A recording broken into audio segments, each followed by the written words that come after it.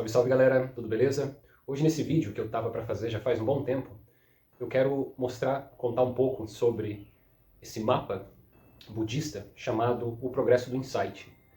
Esse é um mapa que é utilizado pelos budistas Theravadas, principalmente na região de Burma, que agora é atual Myanmar, e é um mapa que nos guia em direção ao que é chamado de despertar. Então, esse mapa, O Progresso do Insight, ele é baseado principalmente num livro chamado Visuddhimagga, que é um manual de meditação usado pelos budistas Theravadas.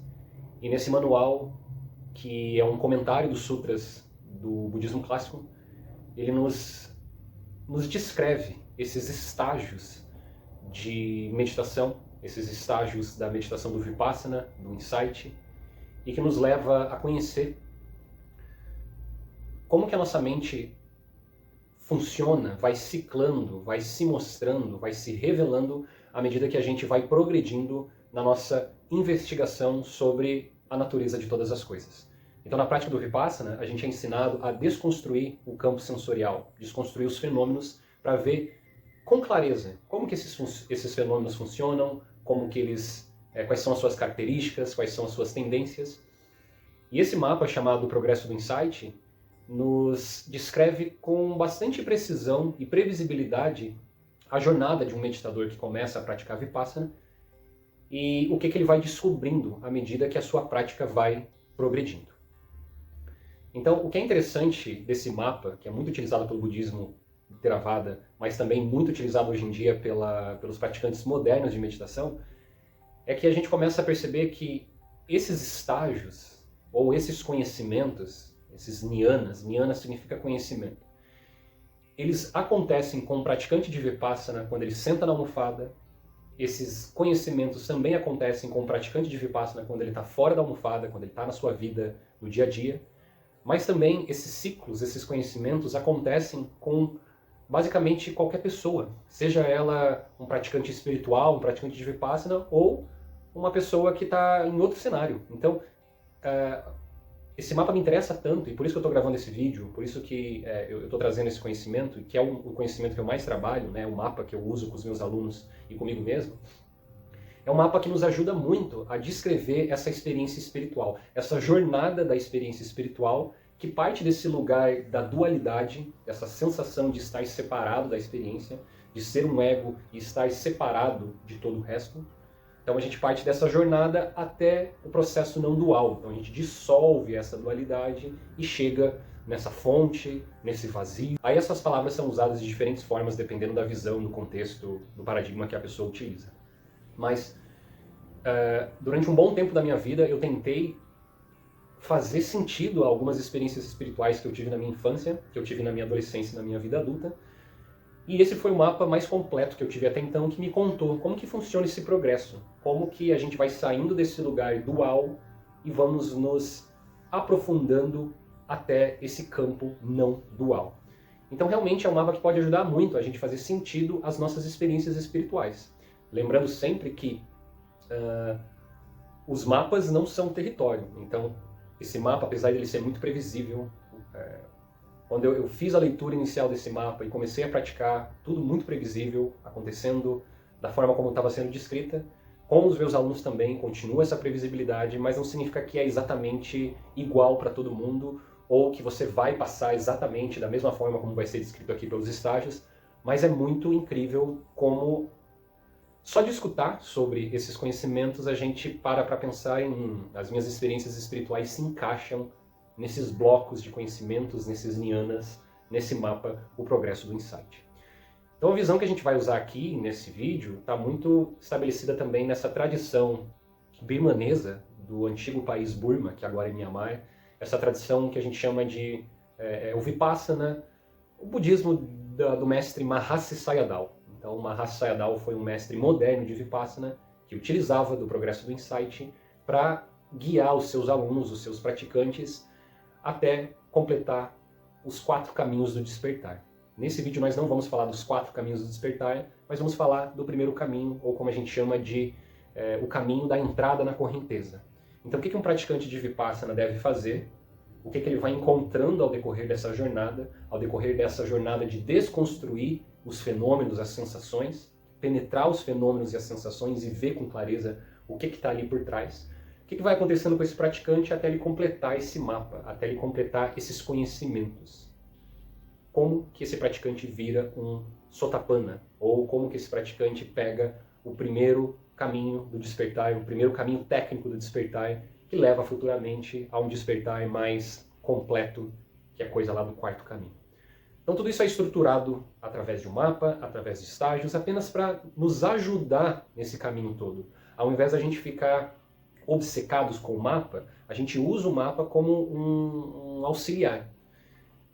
Se a gente se percebe ficando obcecado por esses mapas, eu deixo desde já o aviso, pare, se acalme, perceba que não é necessário ficar o tempo todo se comparando aonde que eu estou no mapa, que estágio que eu estou, mas que é de muita valia aprender sobre esses conhecimentos, seja você um budista ou seja você um praticante espiritual que está tentando fazer sentido nessas jornadas todas, tudo isso aqui é muito válido e vai ajudar com toda certeza na sua vida, no seu progresso e no seu caminho de meditação.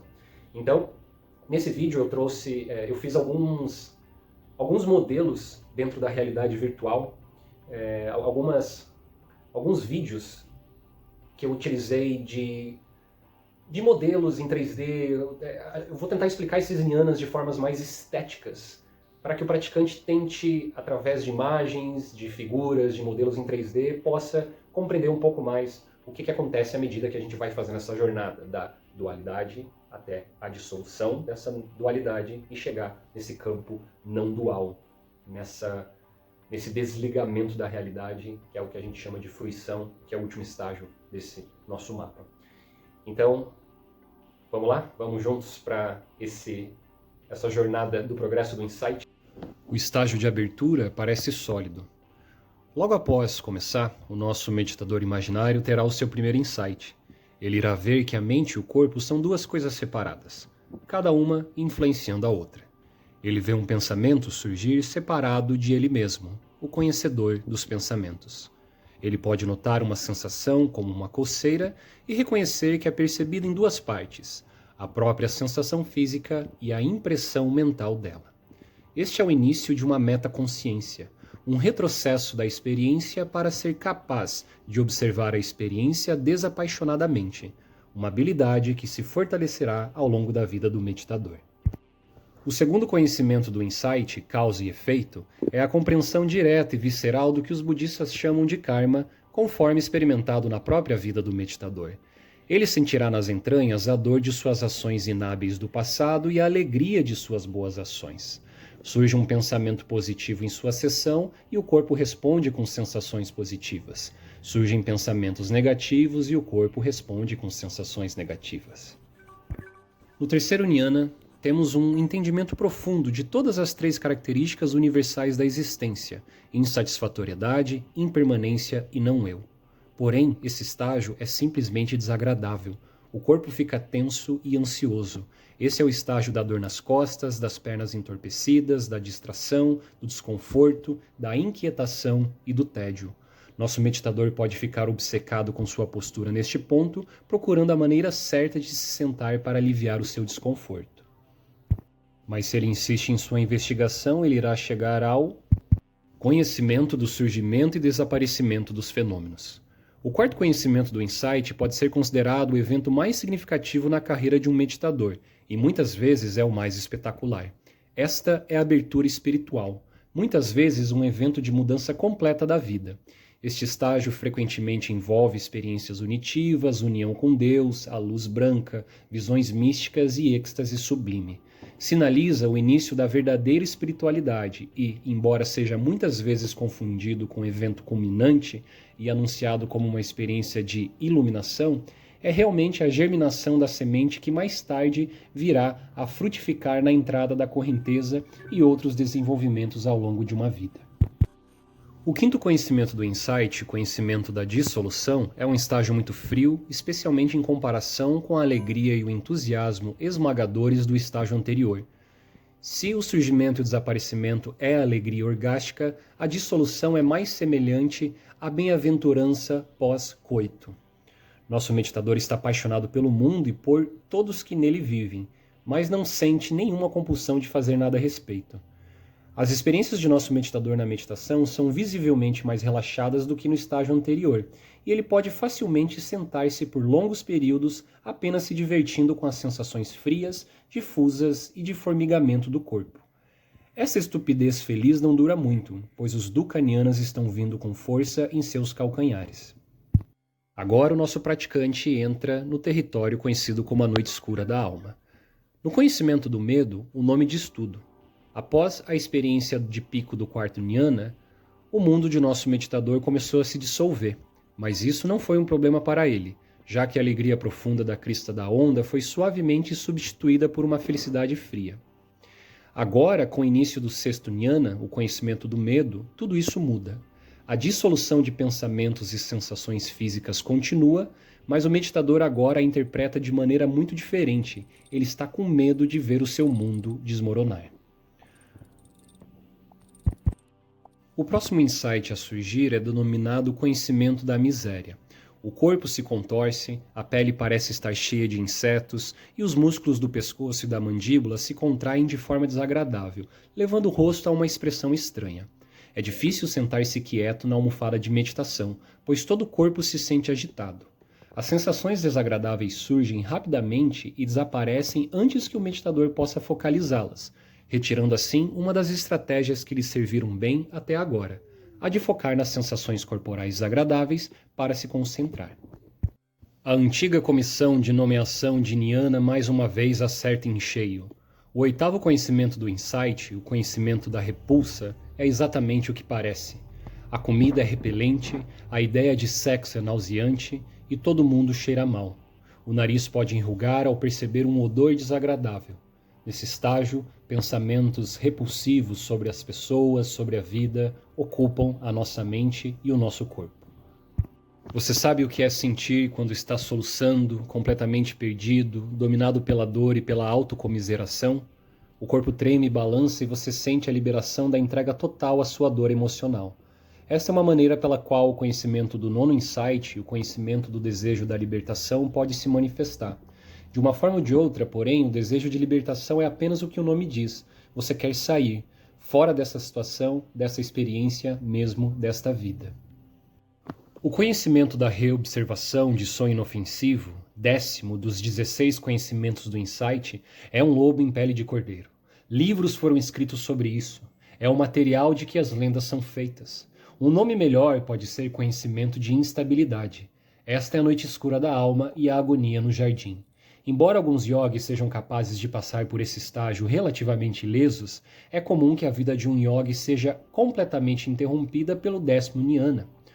O yogi tem a sensação intuitiva de que a meditação está apenas aumentando a sua miséria e abandona a prática sentada. O 10º jnana é a noite escura da alma de São João da Cruz, um reino de tal desespero angustiante que o yogi pode querer abandonar todas as atividades mundanas. Embora todos os jnanas numerados de 6 a 8 estejam incluídos nos Dukkha-Jnanas, é o 10º que causa as dificuldades reais, já que é no 10º que todos os outros estágios, medo, miséria, repulsa e desejo de libertação, estão misturados, junto com surpresas desagradáveis próprias.